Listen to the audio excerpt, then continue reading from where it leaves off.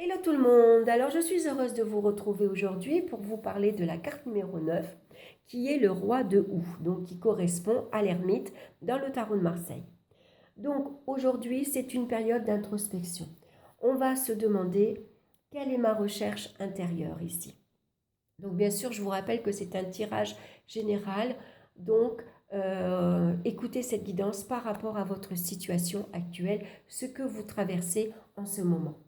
Donc le roi de Houx ici va nous conseiller d'avoir de la patience et de la sagesse et de se tourner vers une ouverture spirituelle. Ici on parle d'introspection intérieure. Donc on va regarder de suite la première carte qui se présente et on a la carte du soleil qui est une très belle carte. Donc là ici on va avoir besoin d'avoir confiance en soi. Comment faire pour avoir confiance en soi? Ici, on a besoin d'être satisfait de ses efforts fournis. Ici, on a besoin d'aller chercher de l'harmonie et du bien-être avec les autres. L'amitié est importante. On a également besoin de s'affirmer avec bienveillance, besoin de rayonner d'une énergie communicative, chercher l'entraide, ne pas hésiter d'aller chercher les informations, d'aller chercher un soutien, d'aller chercher un appui ou un conseil par exemple.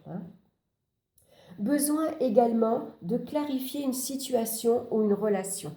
Plutôt que de ruminer et de se faire des films, ici on va avoir besoin d'avoir une relation, par exemple une explication claire. Voilà, on va avoir besoin de mettre en lumière une situation ou une relation. Mais il faut ici se poser les bonnes questions et ne pas avoir peur d'aller à la rencontre de l'autre pour avoir des explications beaucoup plus claires.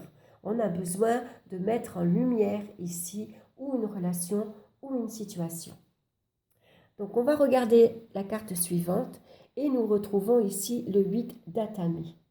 Donc là, on a besoin d'une période d'introspection, on a besoin de se poser et de réfléchir et de se demander pourquoi je m'empêche d'avancer. Pourquoi je m'arrête à des croyances limitantes? Les croyances limitantes, c'est souvent ce que l'on a reçu dans notre enfance. C'est notre éducation. Les parents nous ont donné des valeurs, mais des fois ces valeurs, elles nous enferment et elles nous empêchent d'avancer. Donc il va falloir ici se demander pourquoi on s'invente de fausses justifications. Pourquoi je m'empêche de changer de travail? Pourquoi je m'empêche de changer de relation? Parce que celle-ci, elle ne m'apporte plus rien. Pourquoi je m'empêche de partir, de déménager? Vous voyez, on s'invente de fausses excuses pour ne pas le faire.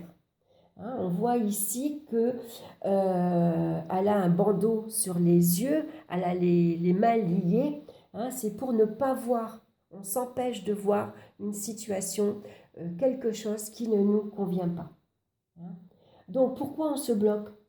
Pourquoi on se met dans une position de victime? Donc là, on a vraiment besoin d'une période d'introspection, de s'arrêter, de prendre le temps, de se poser, de réfléchir et de se poser les bonnes questions. Donc ici, besoin également de se montrer patiente. Les choses ne vont pas changer du jour au lendemain. C'est un travail intérieur et ça prend du temps. Donc on va avoir ici besoin d'aller chercher à sortir de ses pensées, à sortir du mental. Ici, avec le 8, qui correspond comme la carte de la justice, on a besoin ici de liberté. Donc ici, on va se demander comment on peut se libérer de ces conventions, comment on peut se libérer de ces croyances limitantes. Donc prenez le temps, du temps pour vous.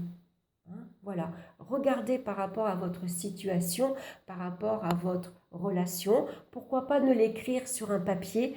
Ça vous permet ici de